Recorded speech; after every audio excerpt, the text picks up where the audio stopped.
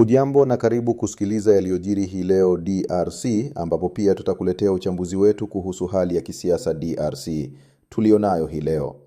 Serikali ya DRC imepinga uteuzi uliofanywa na AFCM 23 wa viongozi wa taasisi 10 za elimu ya juu katika miji ya Goma na Bukavu, ikisema hatua hiyo haina uhalali wa kisheria. Gavana wa mkoa wa Kivu Kusini Jean-Jacques Purusi ameikosoa EIS Africa, kampuni inayohusika na ukarabati wa barabara inayounganisha mpaka wa Burundi na bandari ya Kalundu, kwa kile alichokiita kuchelewesha mradi licha ya ahadi zilizotolewa zaidi ya mwaka mmoja uliopita. Na katika michezo, klabu ya APRFC ya Rwanda imekataa kusafiri kwenda Kinshasa kwa ajili ya kukutana na Aigle du Congo katika ligi ya mabingwa Afrika, ikitaja hofu kuhusu Ebola na hali ya usalama nchini DRC. Kuna hayo na mengine. Naitwa Musa Useni, karibu. Na sasa tuangazie kwa kina taarifa zetu.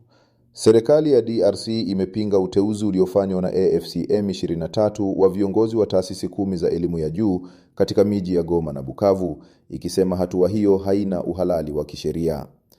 Wizara ya elimu ya juu nchini DRC imesema uteuzi huo ulifanywa na AFCM 23 tarehe 7 Agosti katika taasisi 4 za Goma na 6 za Bukavu. AFCM 23 ilisema uteuzi huo unalenga kujaza nafasi zilizo wazi na kuhakikisha taasisi zinaendelea kufanya kazi katika maeneo inayoyataja kuwa yaliyokombolewa. Hata hivyo, serikali ya DRC imesema hatua hiyo ni uingiliaji haramu katika mamlaka ya serikali na kwamba kundi lenye silaha haliwezi kuchukua nafasi ya taasisi halali za jamhuri. Serikali imetangaza kuwa uteuzi huo hauna athari za kisheria au kiutawala, huku kamati zilizoteuliwa kihalali zikiendelea na majukumu yao.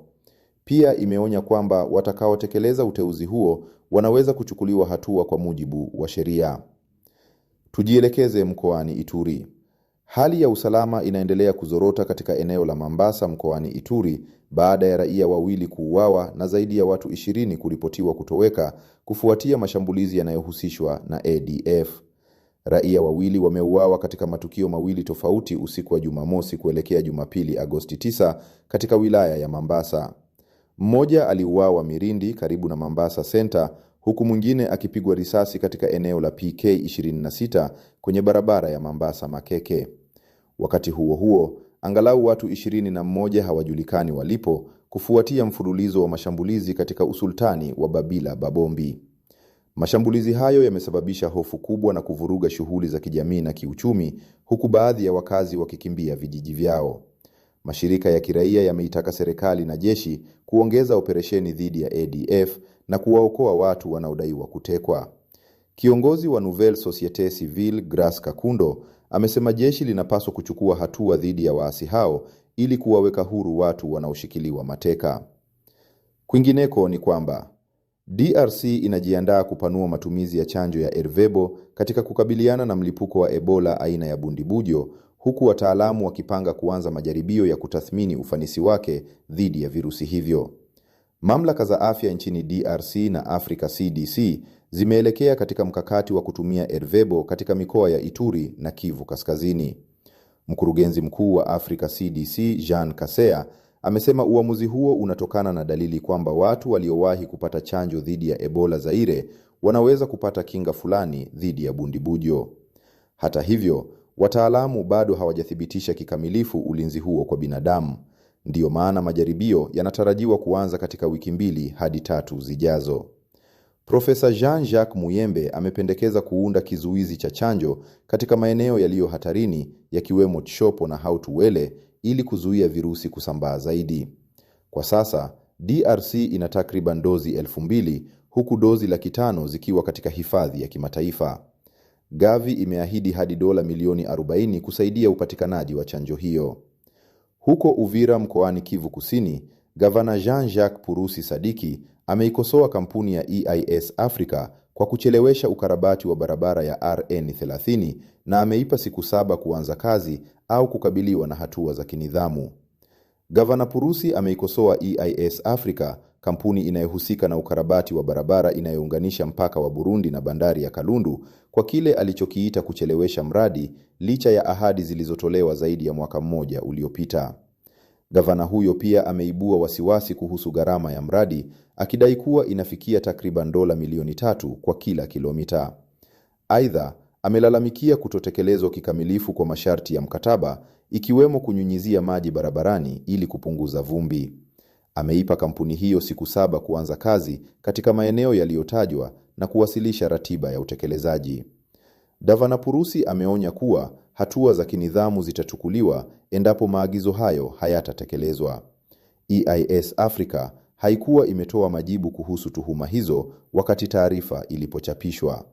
Barabara hiyo ni muhimu kwa biashara kati ya DRC, Burundi na maeneo ya Ziwa Tanganyika. Katika michezo, klabu ya APR FC ya Rwanda imekataa kusafiri kwenda Kinshasa kwa ajili ya kukutana na Aigle du Congo katika ligi ya mabingwa Afrika, ikitaja hofu kuhusu Ebola na hali ya usalama nchini DRC.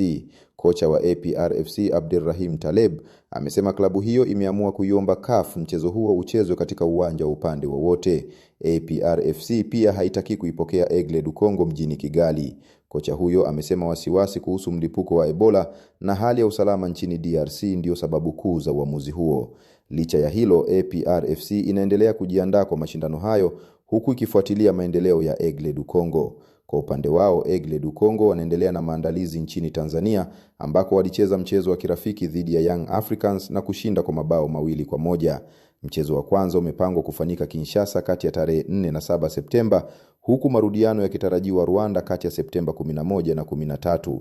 Sasa uamuzi wa mwisho kuhusu uwanja utakuwa wa CAF. Na mwishowe kabisa tumalizie na ukurasa wetu wa uchambuzi ni kwamba baada ya kuachiliwa kwa wafungwa 15, tofauti zinaendelea kati ya Kinshasa na AFC M23 na serikali ya Kinshasa.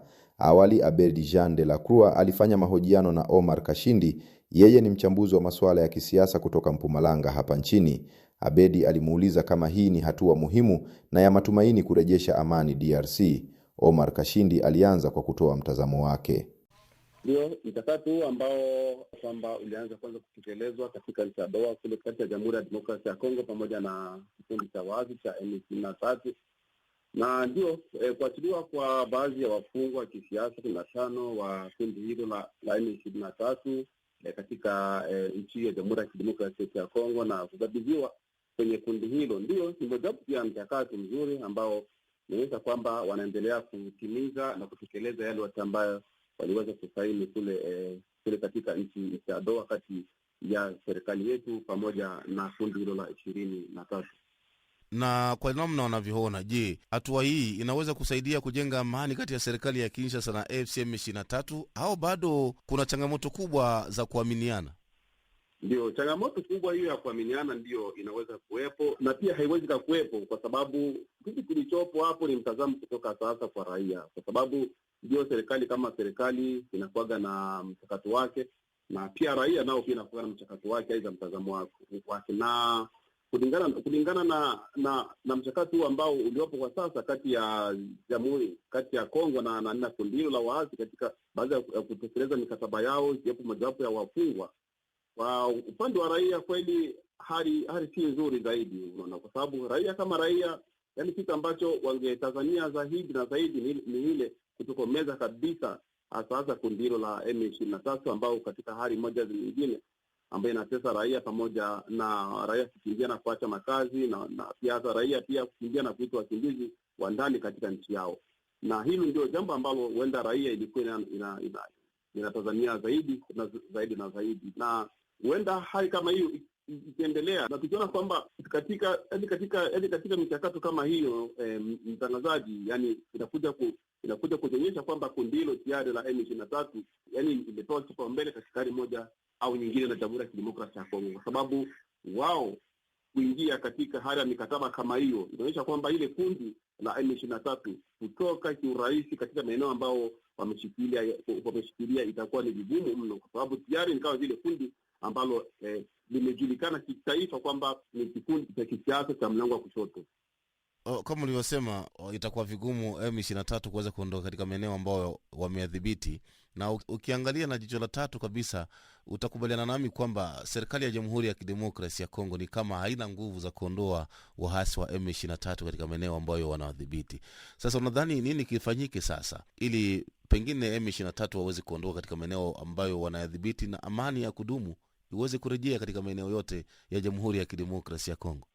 Amani ya kudumu kurejea katika nchi ya Kongo ni kwamba kundi hilo kwanza la waasi litokomee kwanza na litoke katika maeneo yote yale ambayo yanashikiliwa na waasi hao wa M23. Hilo ni mojawapo ya kurejesha amani. Lakini yaani mikataba kusema kwamba lakini ile kusema kwamba mikataba ya kunani yaani mikataba yao ya Doha hizo mikataba nyingine ya kurudishiana wafungwa na nini, yaani haiwezi kurejesha amani. Badala yake itazidi kuipa nguvu kundi hilo la M23. Lakini amani sasa ambayo ingepatikana na watu kufurahia kwamba amani ndiyo inapatikana ni ile M23 ingetoka kabisa na ingetoka na kuachia huru maeneo yote yale ambao ameshikiliwa. Sasa tuangalie ni mambo gani yanaweza kuhatarisha utekelezaji wa makubaliano ya amani ya Doha kati ya serikali ya DRC na waasi wa M23 kwa upande wako, kwa namna unavyoona mambo yalivyo DRC.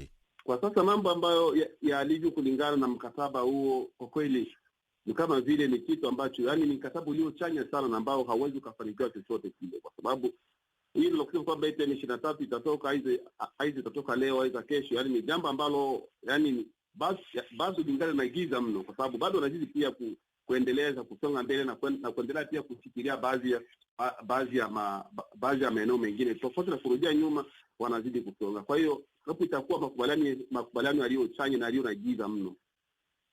Unadhani M23 wana nia ya kuondoka katika maeneo ambayo wanadhibiti? Hayo maoni yaani hawana hiyo maoni ya kurudia nyuma hizo kuachilia maeneo yote ambayo yamedhibiti, lakini maoni yao kwanza ni ya kuendelea na hata jinsi kwa sasa ambayo hali iliyopo huko nyumbani kwetu au Kongo, yaani wanazidi kusonga mbele kuliko kuzidi yaani wanazidi kusonga mbele tofauti na kurudi nyuma. Na unadhani kwa nini serikali ya DRC inashindwa kudhibiti M23?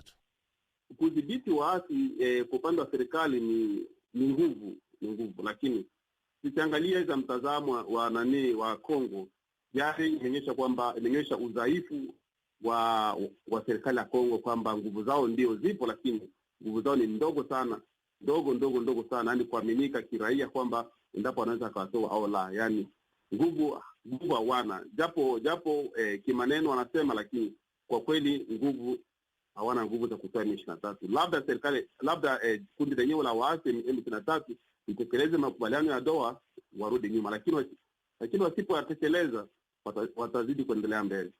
Ni mwisho wa habari zetu kutoka JCTV. Naitwa Musa Huseni. Kwa heri kwa leo.